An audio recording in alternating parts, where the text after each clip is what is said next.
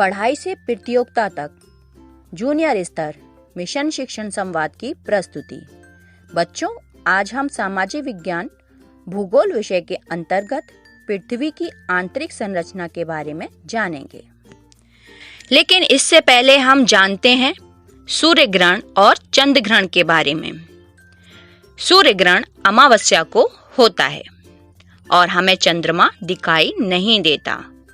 सूर्य ग्रहण में सूर्य, चंद्रमा और पृथ्वी अपने अक्ष में एक ही लाइन में होते हैं, यानी कि जब पृथ्वी में चंद्रमा आ जाता है, जिससे सूर्य का प्रकाश चंद्रमा पर पड़ता है और चंद्रमा की छाया पृथ्वी पर पड़ती है।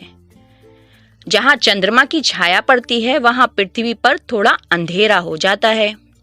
सूर्य ग्रहण के समय हमें सूर्य पर जो काला काला दिखता है वो चंद्रमा होता है। अमावस्या के कारण हमें चंद्रमा नहीं दिखता, क्योंकि सूर्य का पूरा प्रकाश चंद्रमा के पिछले भाग पर पड़ता है और पिछला भाग पृथ्वी से दिखाई नहीं दे रहा होता। इसी क्रम में अब हम जानते हैं चंद्र ग्रहण के बारे में।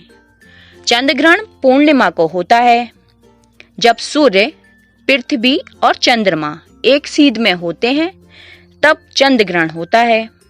चंद्र ग्रहण के समय सूर्य का प्रकाश पृथ्वी पर पड़ता है और पृथ्वी की छाया चंद्रमा पर, जिसके कारण हमें चंद्रमा का कुछ भाग दिखाई नहीं देता। इस स्थिति को हम चंद्र ग्रहण कहते हैं।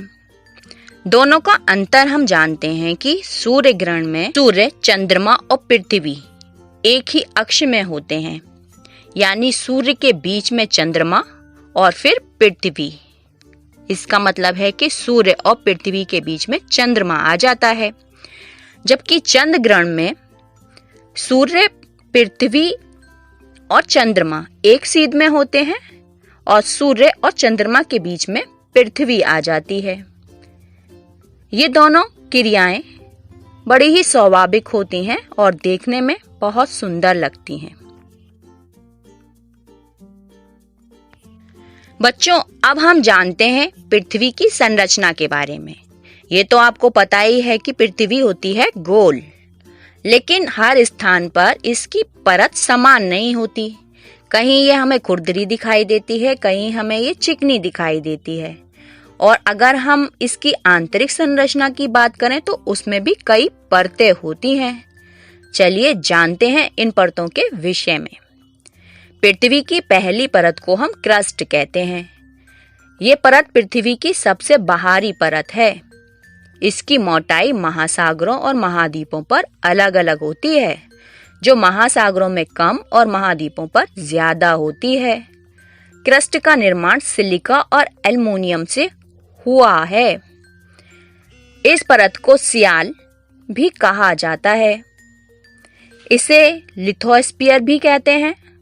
इस परत का घनत्व 2.75 से 2.90 तक होता है। और पृथ्वी की दूसरी परत के बारे में जानते हैं। इसका नाम है मैंटल।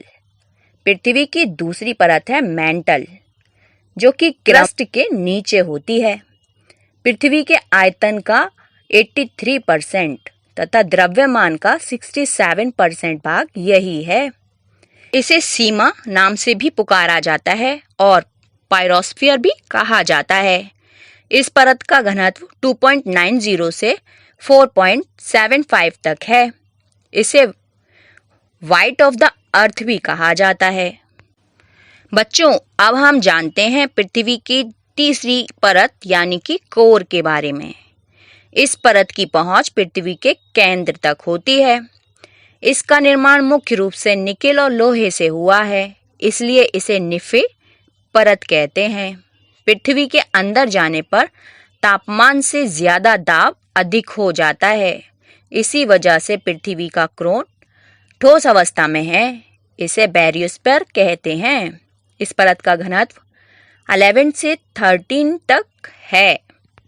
बच्चों, अभी हमने जाना कि पृथ्वी की आंतरिक संरचना में पृथ्वी की परतें होती हैं 3।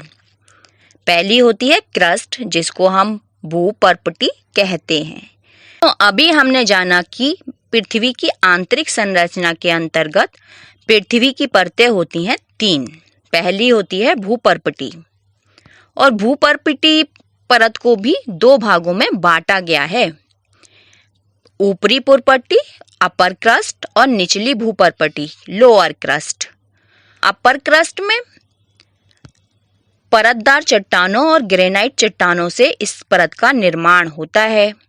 प्राथमिक रंगों की गति लगभग 6 किलोमीटर प्रति सेकंड होती है, जबकि लोअर क्रस्ट में इसका निर्माण बासाल्ट चट्टानों से होता है। इसमें भूकंपीय प्राथमिक रंगों की गति 7 किलोमीटर प्रति सेकंड होती है। और हमने जाना था कि दूसरी परत होती है मेंटल। मेंटल को भी 2 भागों में बांटा गया है, ऊपरी मेंटल और निचली मेंटल। क्रोन ये होती है तीसरी परत, जिसको हम कोर भी कहते हैं। ये भी आंतरिक कोण और ऊपरी कोण के नाम से जानी जाती है। इसमें विभाजक परत को लहमन या कोनार्ड कहा जाता है। इसे बैरिस पर भी कहा जाता है। बच्चों, आज की वीडियो में बस इतना ही। वर्कशीट में दिए गए प्रश्नों को हल करके अपने समझ की जांच कीजिए।